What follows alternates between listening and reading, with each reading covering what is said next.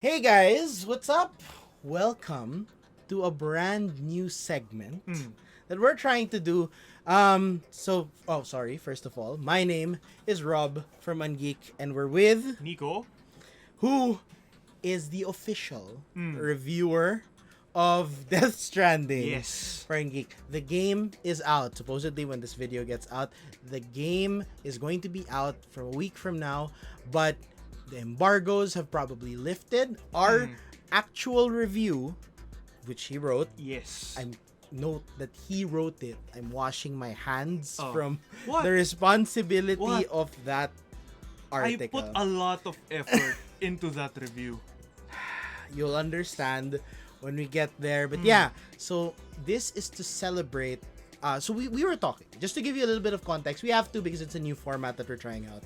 So this is going to be a review read along. Soon, if this kind of catches fire, we're going to do it live so that people can interact.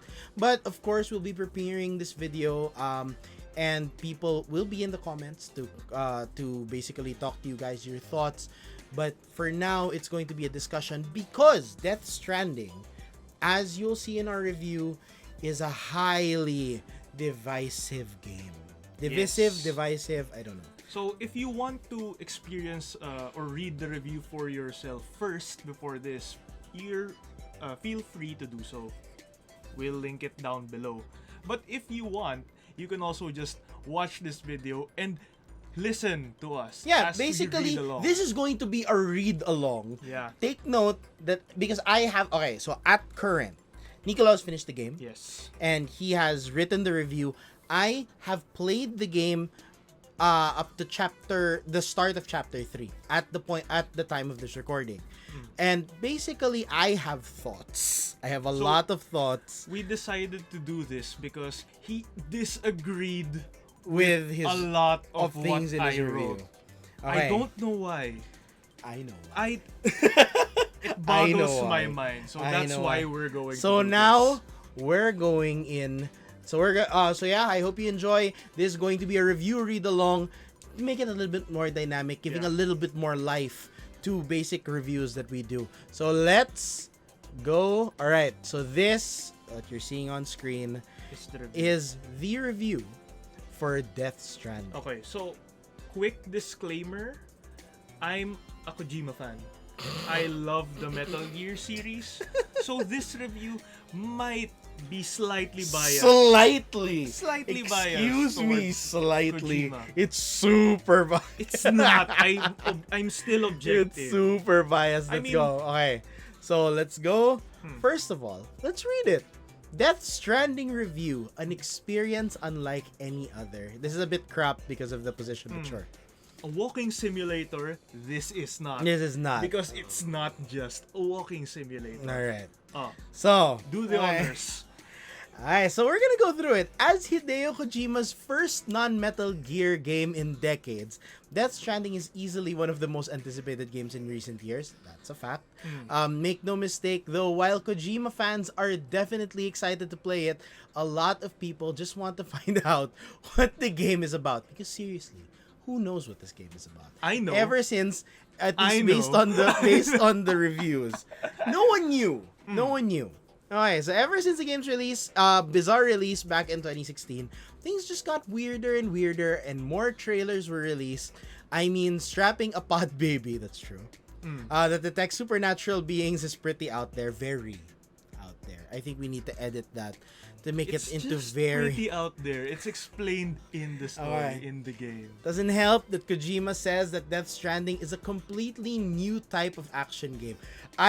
It is not. It an is action though. game. It is an action. What do? You act. You deliver. Okay, give me. Okay, don't get ahead. Oh, of we're not gonna yourself. get ahead, but just Oh. to tell you, I don't think this is an action It game. is an action game. It's a new type of action game. That's why I said it's a bold claim. Even though at first it doesn't explain much. Fair. Okay, okay. Alright, so what exactly is Death Stranding? Well, it's about connecting.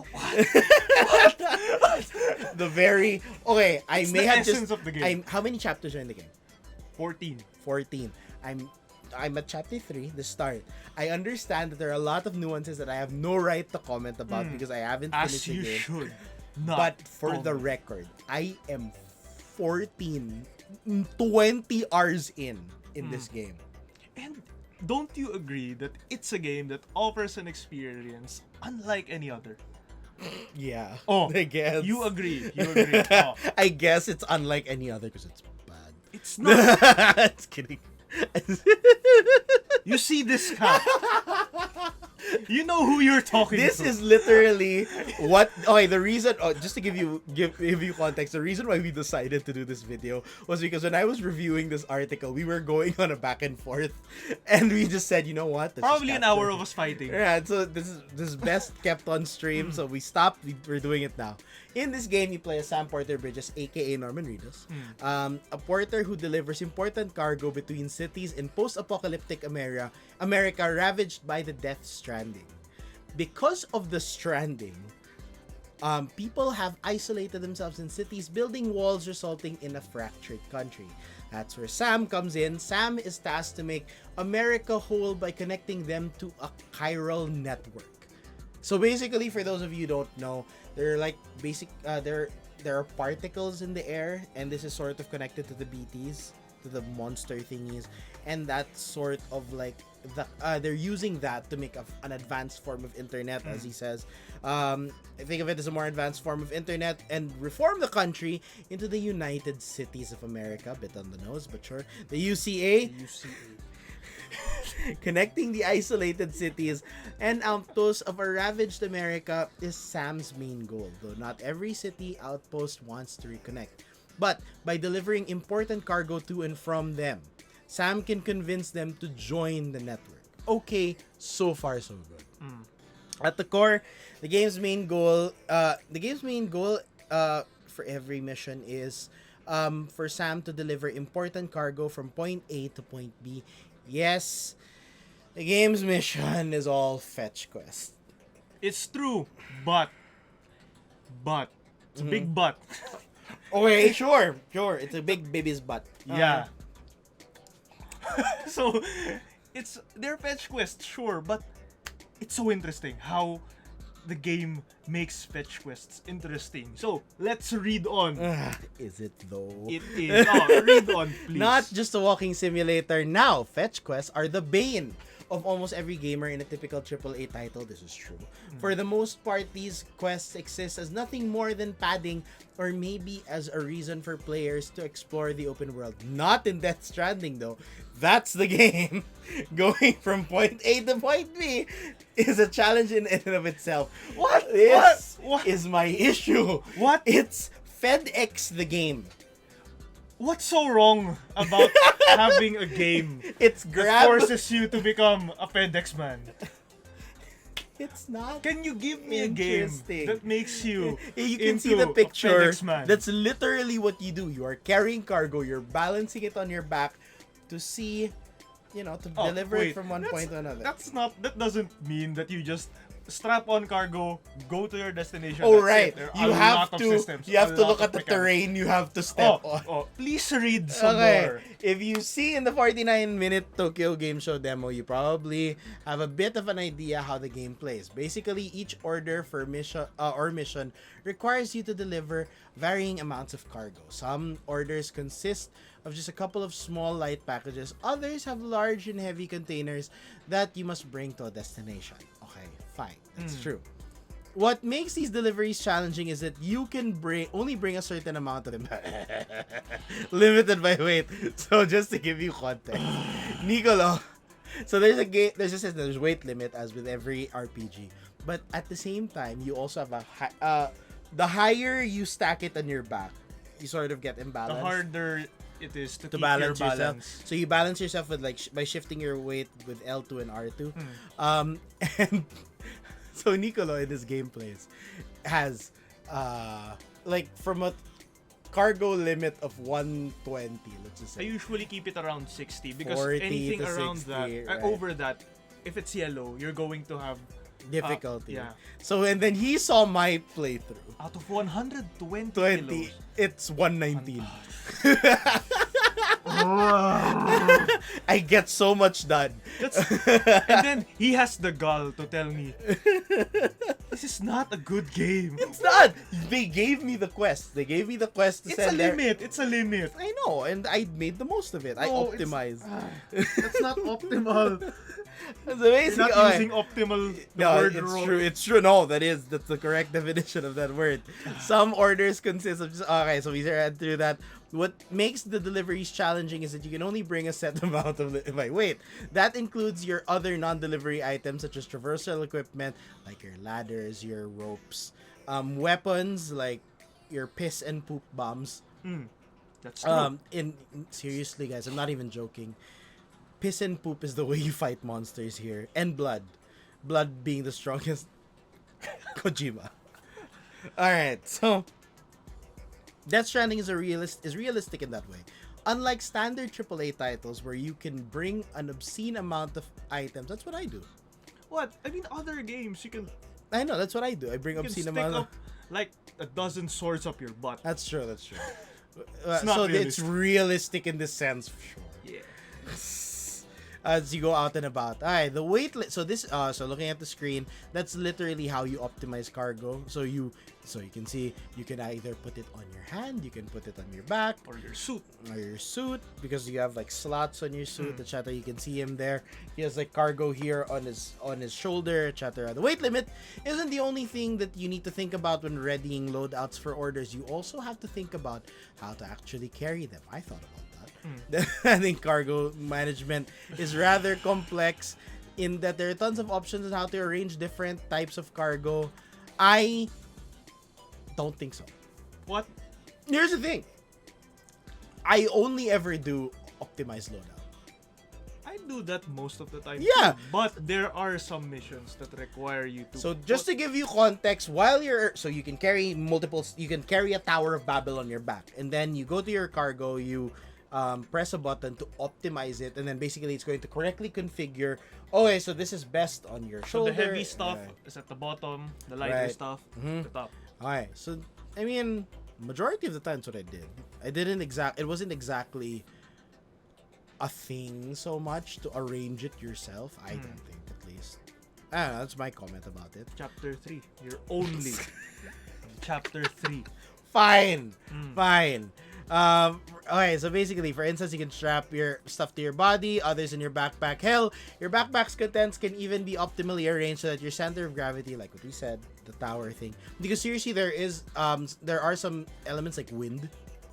So if you have a high tower on your back and wind starts to blow, you start swaying. You have to balance on that side. Right. Okay, so this seems like too much busy work, and it is. But having these options is incredibly important given how much of a challenge navigating the world's terrain is. If you haven't noticed, we mentioned that this game is divisive. Nicolo loves this game. I do.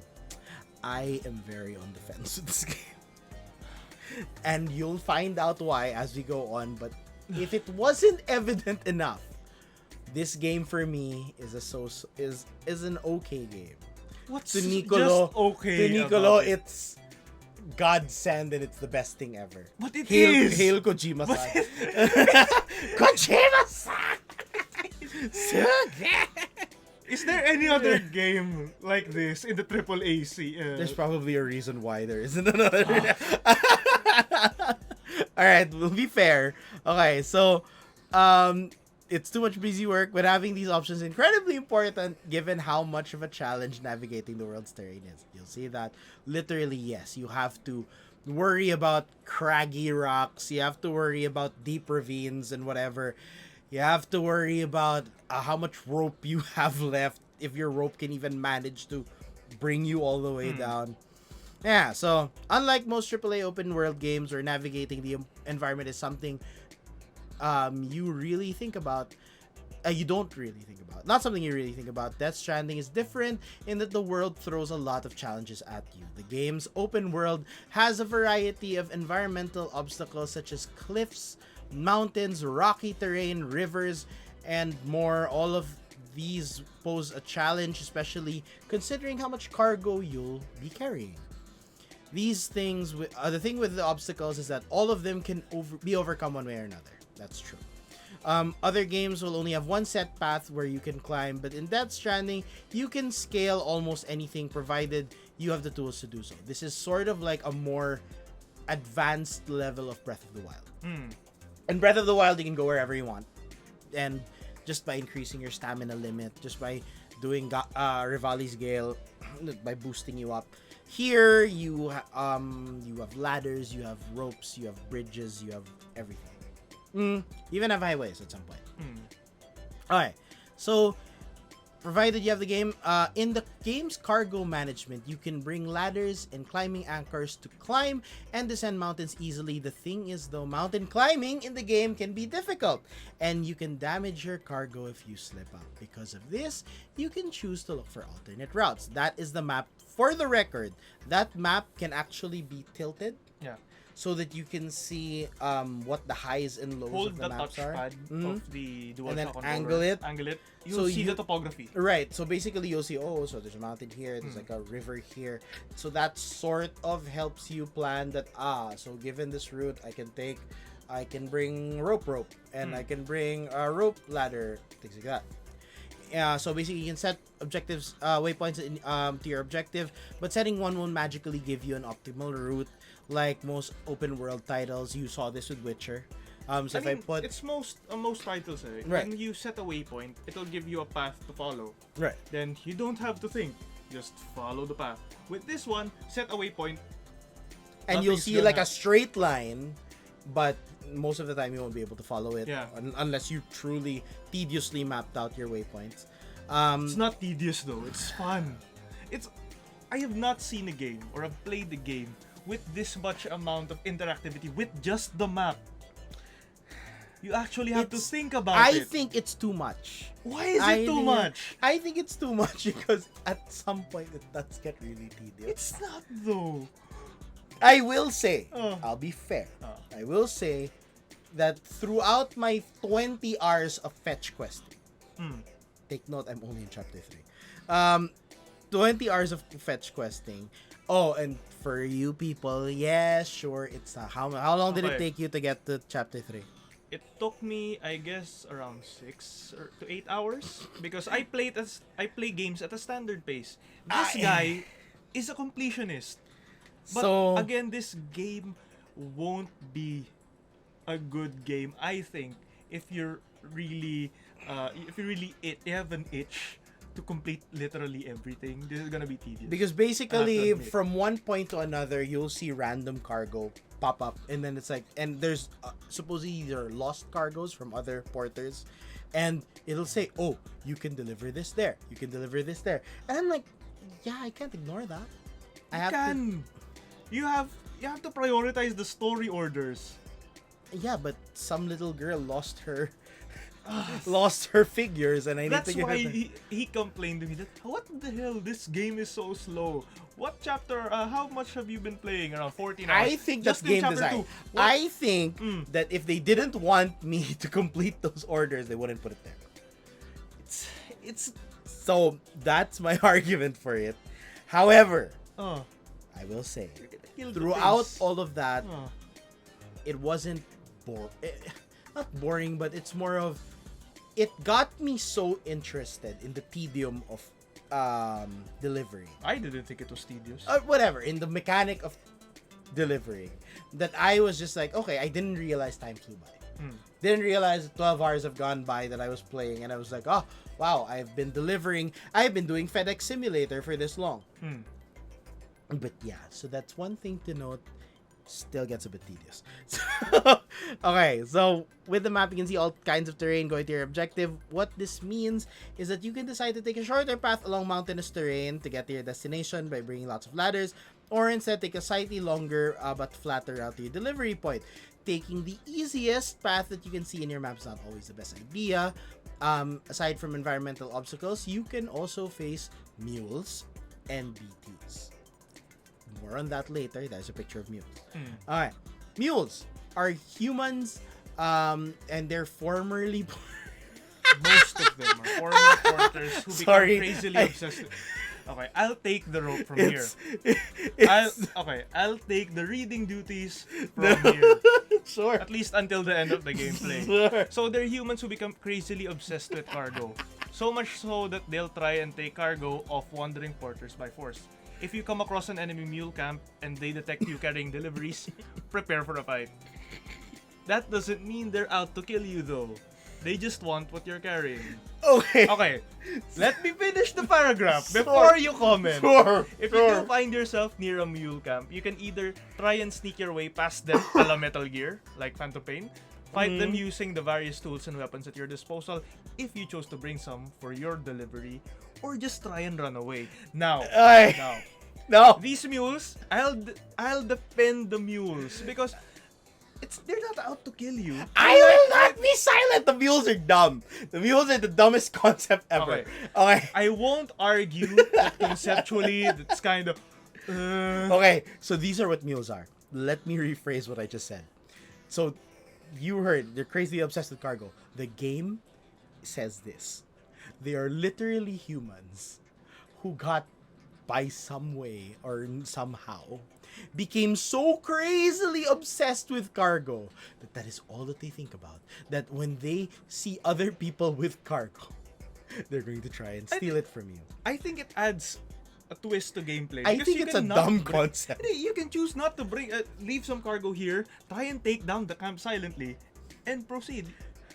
It's different. It's okay. Okay. First, I'm questioning the logic I'll defend of the mules. Okay, I'll defend the mules from a gameplay standpoint, from a story standpoint. They're explained well, but the Okay. explanation that is kind of You mean they're explained well? They're not. explained well. There's backstory. There's a reason.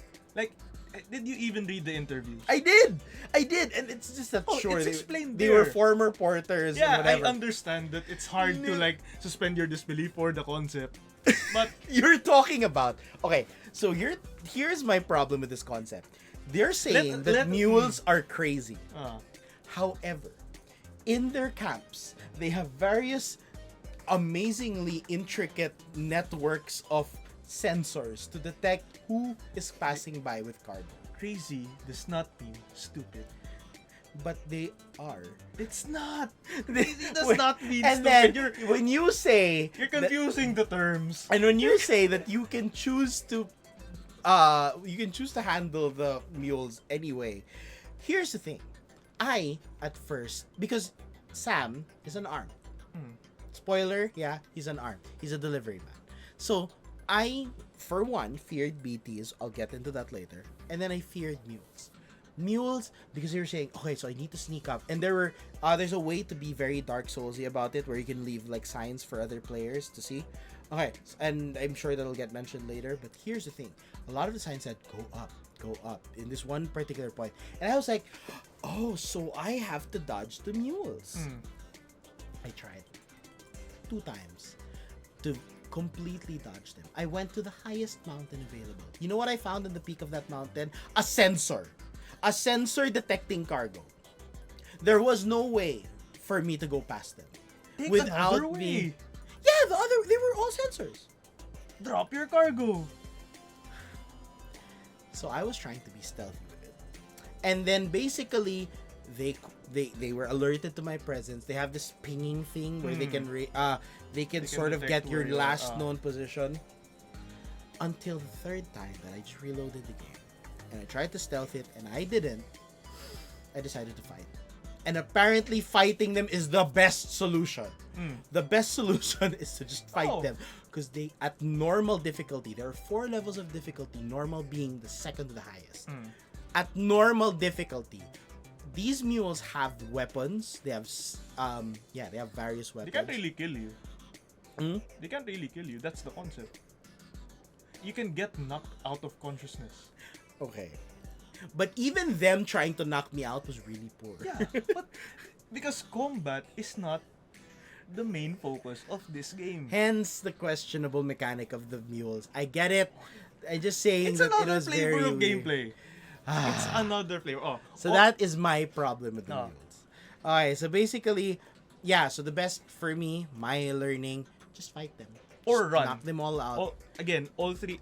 We have a lot of valid solutions to getting through mule camps, and choosing what to do often boils down to what and how much cargo you're carrying, and if you have weapons at your disposal. So for example, if you have lots of cargo with you, you will be hard pressed to make a run for it. Instead, you can set your cargo aside and try to take the mule camp down silently so you can proceed. You can also fight them, but at the risk of damaging your cargo. That's the problem. Right. So you have to think about these mechanics, these systems. So, aside from mules, they may be slightly They're not the reminiscent. worst thing about the game, in my mind. It's just the concept for me is very dumb. The concept that there are very crazy humans that are like, cargo. I am I fine. need to get the cargo. I am fine with it. Humans can be that weird, so. They may be slightly reminiscent of enemy outposts in other open world titles, but BTs are a different thing entirely. BTs or beach things. Why are they beach things? Because the They were- concept of we the were beach. reading through this, and for the longest time, up until now, I didn't know what BTs meant. And then I saw this. It's beach things. I understand Kojima has a difficult time with naming conventions. He does not. It's quite on the nose. Subtlety is It's not in his thing. toolbox. Right. So the beach things is what the BTs are. This basically you have an entire world believing, BTs, beach things. They're unsettling beings from another realm that appeared in the world following the Death Stranding. Unlike mules, BTs pose a different challenge in that you don't have much choice but to stealthily get past them or take them down quietly. Alright. Okay. Sneaking past PTs are made difficult because while you can see them while you stay still, they'll vanish from sight once you move. So while moving, you'll have to rely on your BB to approximate their location. So you have this scanner here. No, So minor spoiler, it's not Big Boss. it's Bridge Babe. It's not, what it is. you're not carrying lay So, infantry Big When Boss. there are BTs in the area, your scanner will pop up thanks to your BB. It will go like Blink. this. Yeah, pretty much. When it blinks faster and becomes orange, there's a BT near you. Alright. So on the flip side, you can't BTs can't see you either. So they can can't- hear you. They can just hear you, like clickers if you've played The Last of Us. This makes for incredibly tense encounters that are a nice twist from more typical stealth action gameplay. So unlike other games that you can see them, you can dodge them. There's tension in that, sure, but here, how can you dodge what you can't see? I have so much to say about this. Sure, read the next one. Go. If you do get captured by a BT, you will be transported into a fight against a massive BT. These serve as boss fights of sorts, where you have to whittle away the BT's large health bar via grenades and other weapons. If you didn't bring enough weapons, don't worry, as you may be given weapons and other items to help you defeat the BT by a friendly entity. So basically, some random spirit Yeah. with a player name Yeah, other players starts basically. like throwing They're not stuff controlled at by you. other players, but they give Right, you items from yeah, other so they players. It's part of the asynchronous multiplayer of the game. Right. So, now, while these boss fights look great because these Lovecraftian horror... Oh yeah, you're gonna fight like huge ink whales. Yeah. Or ink squids. They look great. I'll have to admit, they're not exactly fun. It just boils down to dodging the boss attacks and lobbing grenade after grenade, or if you have other weapons, shooting them, making the fights a bit tedious, I'll have to admit. Still, it kinda makes sense if you think about it, as it incentivizes you not to get caught by BTs while out in the world. Because, aside from just, it's tedious, sure, but if you do get damaged, your cargo can also get damaged. Here's That's why you need to avoid my them. take on the BTs. The BTs were a great concept. I will say that, however, initially, like I said, I was scared of BTs. When I was going through it, it was initially introduced, I was like, oh my god, these are BTs. They're scary. They might do stuff to me. And the game, sorry, minor spoiler, for like the first 10 minutes of the game. If a human gets eaten by a BT, it triggers like a nuclear explosion of sorts. Well, not exactly nuclear, a huge ass explosion. So basically, now, and hear me out on this. I was scared. I was trying to stealth my way through BTs. And granted, it's great to stealth. The weakness of this concept for me is the fact that I think they not being able to stealth through the BT should have more consequences, because this is what happened to me. There were times when I was trying to stealth through it and I failed. I accidentally got stuck between a lot of BTs. They sort of swallowed me whole, but instead of killing me, they wash me away. And then suddenly, I fight a giant fish. Which he mentioned is a bit tedious by you just lobbing grenades at it until it dies. If you run out of ammo, someone will give it to you. If you don't have any ammo at all, which happened to me a couple of times, just run. When you get to the edge of a certain radius, it'll disappear. That's the problem. You beat it, or if you run away from it, the boss disappears, and all the BTs disappear with it. Why is that a problem? Because for me, failing to be able to go to sneak through BTs should be punished by, okay, so now you're back to where you are. And you have to stealth through them again. Or else you have to fight big boss whale, ink, whatever. And that's the thing. However, through some of my gameplay, I know Nico's gonna say it's not fun. But that's literally what I had to do. Sometimes for the sake of just getting through with it, I started thinking, what if I just got captured by the BT? Let myself willingly be captured. Letting them take me to the boss. Escaping and or killing the boss. And then everything disappears and I go through my merry way through this area without any hassle. Valid points, I'll have to admit. But you're only on chapter 3. Do you know how small of an area you've explored right now? And Nicola did minor spoil me. Now, okay, at this point, the game BT encounters may be a bit ruined for this guy. Because he kept on playing a lot. At this point, you know how to get through them like in the cheesy way. Right. So you're ruining the other encounters. If you play it with a standard progression like how I did, the BTs progress well. No, and that's my point. So I'm just saying that shouldn't be an option. But again, chapter 3, there are more challenging BT as I've heard, you mentioned to me that there are BTs that don't even wash you off to the boss. They just instantly kill you. However, why couldn't that have been normal? Why give you the chat? Or here's the thing. Fine. Keep the hard-hitting BTs for like later on. I just don't like it that if I'm able to escape the boss, I get rewarded. I think it's in the theme of the game. Escaping the boss for failing to stealth. It's still a traversal. I just think I think it's a preference thing. I think it can't claim it's a bad game design choice. I think it's more of a preference thing. Fair.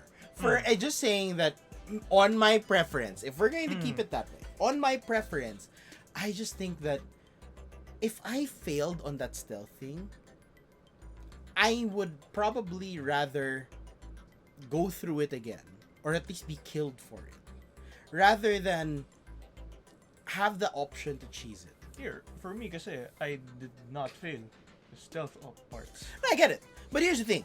Are you telling me that in the future parts of the game, there will be so many one-hit BTs? I can't say. Okay. I can't say. Fair. Because of... Okay, so we have restrictions. That's part of it. But here's the thing. Well, I just think... That's my point. Sure, take my criticism with a grain of salt. As I've only... With a lot of grains. Fine. My point is, there shouldn't be that option. I'm going to leave it at that. Alright, let's continue. So, from environmental obstacles to mules and BTs, there are a ton of challenges involved in each delivery, making this far from a boring walking sim, as some people suggest. Even if I already delved into the game's mechanics a lot, I've yet to even share everything that the game throws at you in its entirety. As you progress through the story, the game introduces even more obstacles for you to face, as well as various tools to get past them. Overall, the game has a lot of systems, but they all work incredibly well together, and none of the mechanics feel tacked on. Now this, I'm going to take a bit of time to praise this part of the game, because unlike other open world games, you have a tower here to reveal more of the map, you have enemy camps you have to clear, you have a timer, like time trial or something. Death Stranding has none of that. Like, what's introduced, the systems, the mechanics, introduced as you play along through the game, it enhances the delivery. It's all tied together. There's a lot of fair. thought built. I will say, okay, as someone who has a bit of a negative thing about this, I will say that it's true that as much as it is Fetch Quest the game, they did really build on Fetch Quest the game.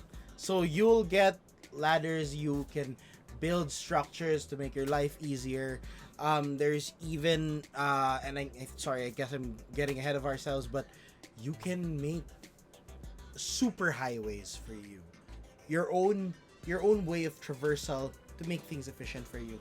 And I'm guessing to some people that is very attractive, or that is very okay. So it's actually when these complex systems interact where the gameplay truly shines. Especially considering the world's terrain adds a layer of depth to the various enemy encounters. So one of the most memorable moments for me was when I had to go through a mountainous BT-infested area to get to my destination. During that mission, I wasn't able to bring enough grenades, so I think I only had around 3 left. So instead, I dropped my 1 remaining ladder and went over to higher ground. This proved to be the right choice as there were slightly less BTs upon that path, meaning I had just enough grenades to carve a safe path. Okay. So it's when these systems interact. So you have the traversal, which you have to think about, and then you're looking BTs at the highway. Okay. So while delivering cargo is at the core of the gameplay, the fetch quests, one thing that you can also do is connect the world, literally. So once a city or outpost is connected to the chiral network, various structures. What? What's so funny about it? Go. So, Continue. various structures such as post boxes, generators, and bridges can be made. With these, cities or outposts are made more accessible, meaning future deliveries to and from places connected to the network will be easier. Alright, So here's my thing. And you're gonna say, okay, for all you haters out there who are just going to say, but Rob, you have no right to say that because you're only in chapter 3. Here's my thing. On Nico's playthrough, at this point of the game, this is roughly 6 hours to 8 hours in. My one big critique about Death Stranding is that at 8 hours 20 for me, I don't have a hook yet.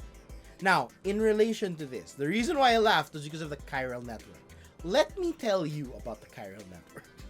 The chiral network basically is so basically you're trying to connect the entire thing by hooking them up to internet, basically. At 8 hours in, for him, 20 for me, I have yet to figure out what it's for. The chiral network, what it does on a gameplay standpoint, I understand. On a gameplay standpoint, if you're in an area that's within the chiral network, that's when you can see the structures of other players.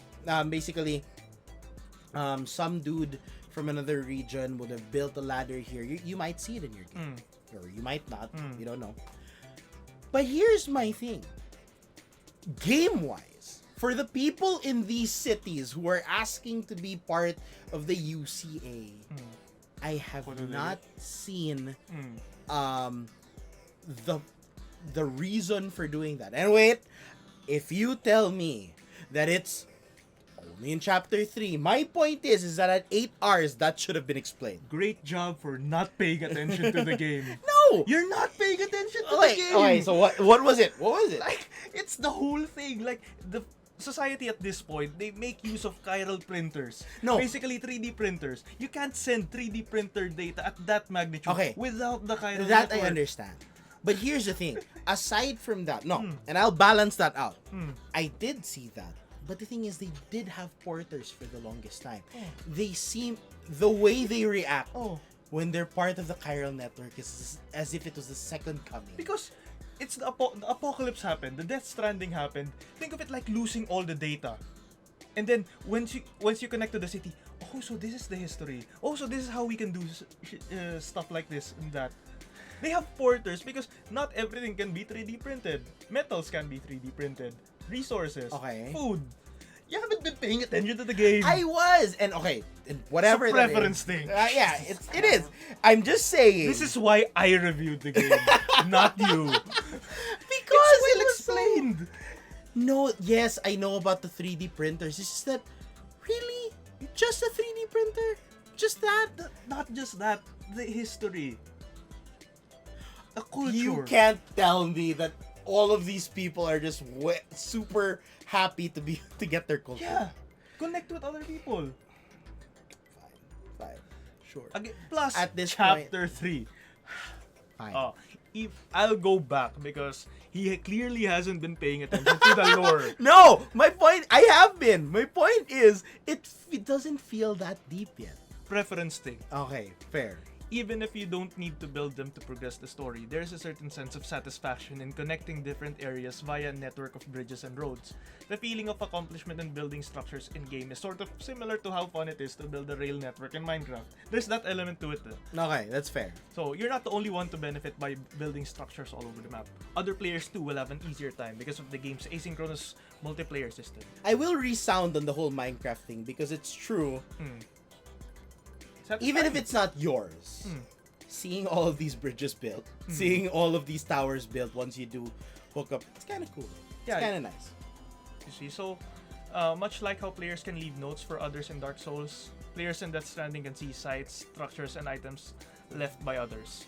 To add a layer of personal connection, likes are awarded for each use of a structure by another player, enticing everyone to build structures to connect the world further. While this multiplayer function is not required to enjoy the game, it definitely complements the game's theme of strands or connections. Okay. I think it enhances the theme. It makes you feel connected even if you don't see them. That's true. No, I get that. Into it. Once again, this is probably a preference thing, but I was just saying, I did mention this off cam to Nicola that I would have preferred seeing more humans. Okay, we'll get to that. We'll get to that. Here. Oh, right. So, there you go. So it's a beautiful, lonely world. I'll take care of this. So traveling through America in Death Stranding is a sight to behold thanks to amazing photorealistic graphics. It's true, it's even better on the PlayStation Pro. We saw that. We'll get into that in another material. Plus, the beautiful world is complemented by a standout soundtrack. That's true. However, okay, I need to challenge that a bit. Point to point, you do get some nice songs. And I think the soundtrack is out on Spotify. The songs are out. There are times though, especially if you're playing completionist like me, going from point to point. In the private room of Sam, you have the option for songs. I kind of wished that I had the option for songs as well. Because there were times that I was just listening to nothing. I wish there was more of that. However, when the music did kick in, like for those, it goes on this really cinematic thing. Like as you're walking, and the game knows it's like a story thing and it's going to be far, it zooms out, and then suddenly it starts. You see the title of the track, and it starts playing this good song. Points for that.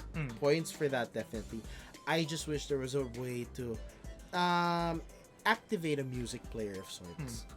Okay, so in spite of this, there's not much incentive to explore in a typical sense. This is very true. Usually to other open world games, you have side quests and other locales spread across the map for players to explore.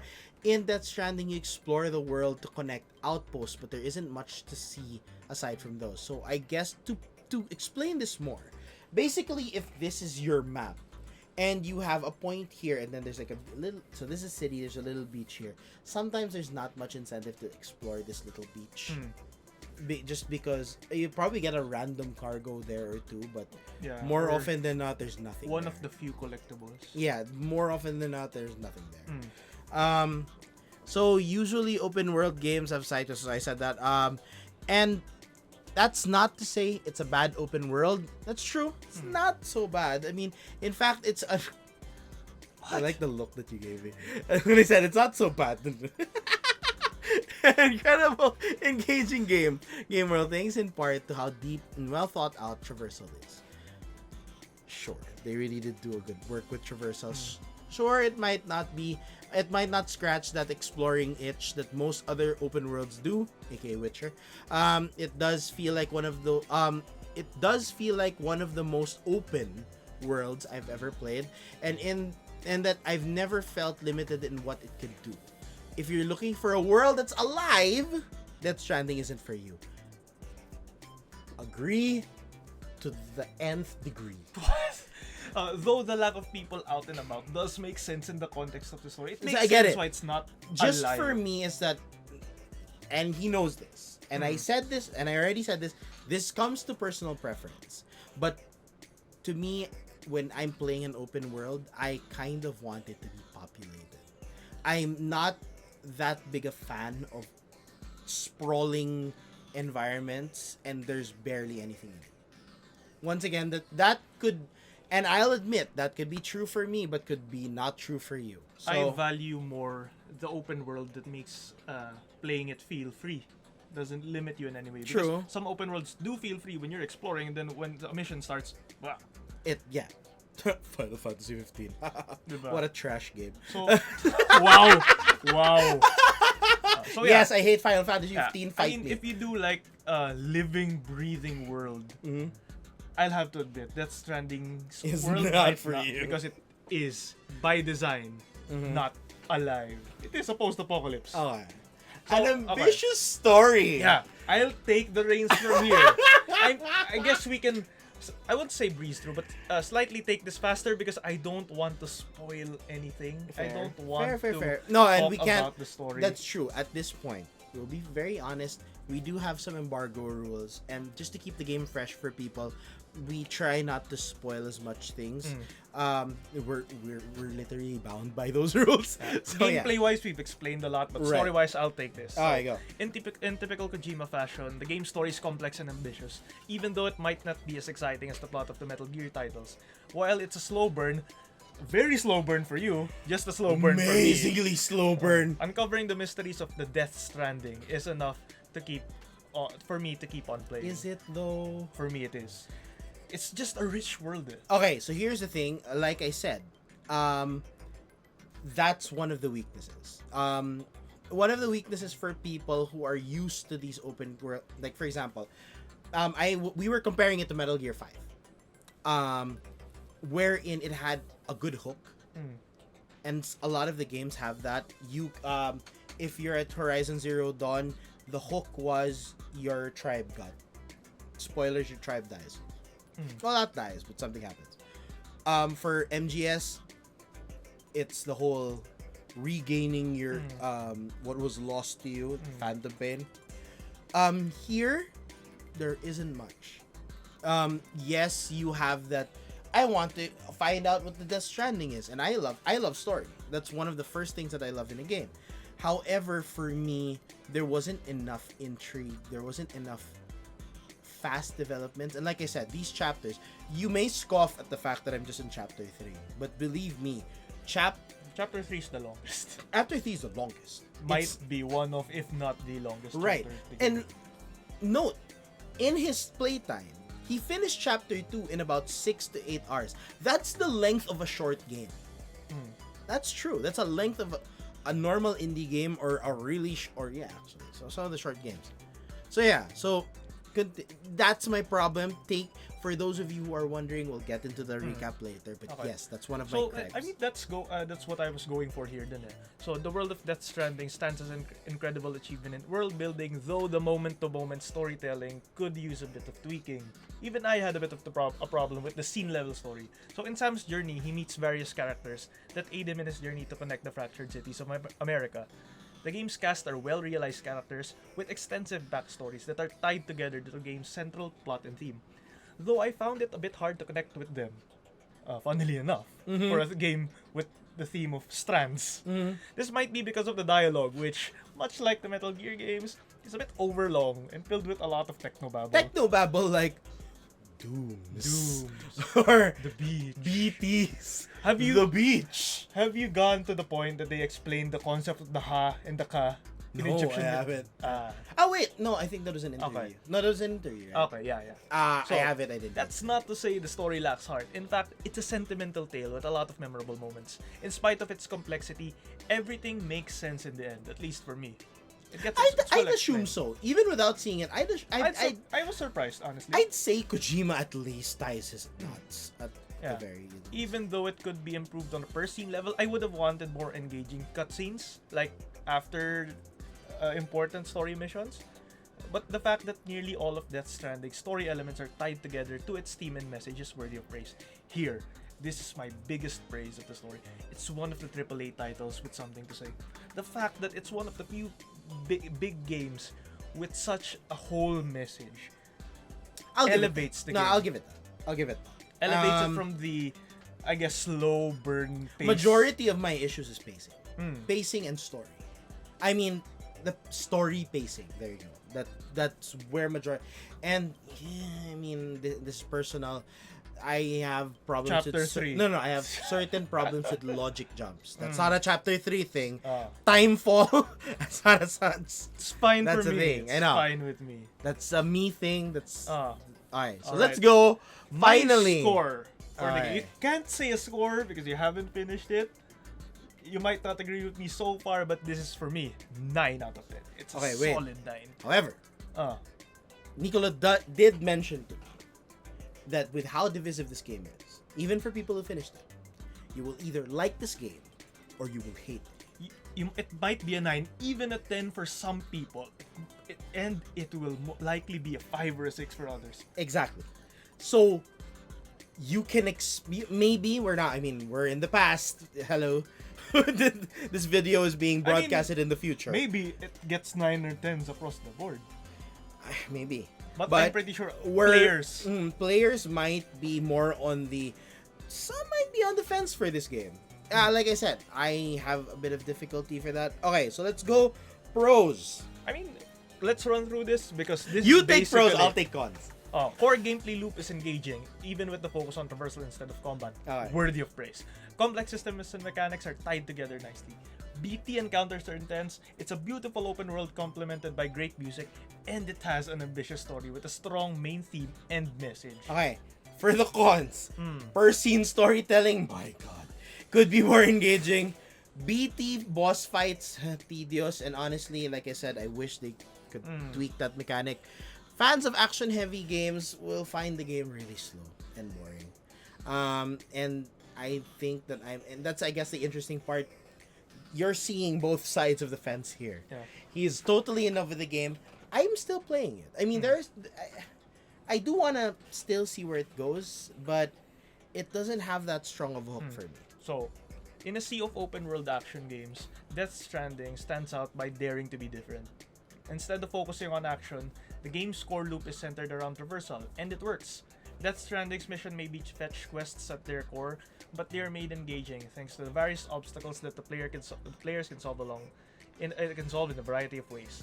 In spite of some missteps, such as the tedious BT boss fights, Death Stranding's gameplay is still satisfying overall, and it stands as something truly new. Okay. Aside from this innovative approach to gameplay, at least in the world of AAA gaming, because indie games are really innovative. So Death Stranding is also one of the few games with this original and complex story and world. Even though the scene level storytelling could use a bit of work, the story is tied up well. For me though, now this is me talking. Okay. The game's biggest achievement is how tied together everything is to the theme of Strand. Nearly every aspect of the gameplay and the story is intertwined with the theme of connection.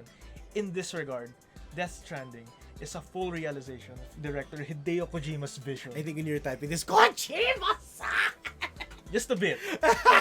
My slight bias is showing, for sure.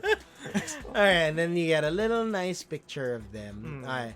If you want to experience a completely new kind of game with a heartfelt message at its core, Death Stranding is definitely a must-play.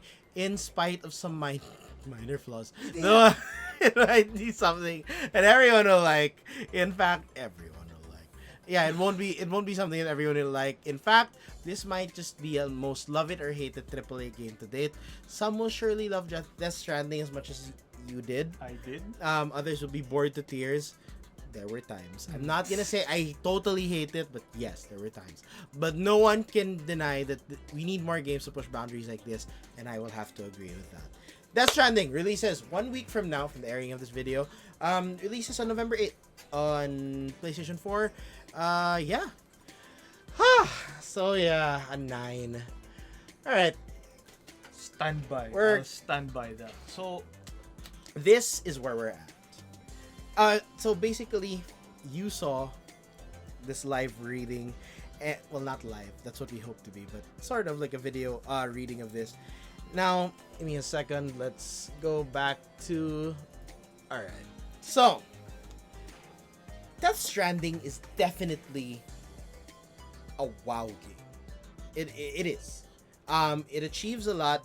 I did tell him that despite my problems with it, it is a feat in itself that some dude named Hideo Kojima made a fetch quest game and made it so that you wouldn't mind it a lot. Like I won't go so far as to make it super super good, but I will say that even me, with all of my reservations, I played the game through almost 10-12 hours straight without noticing.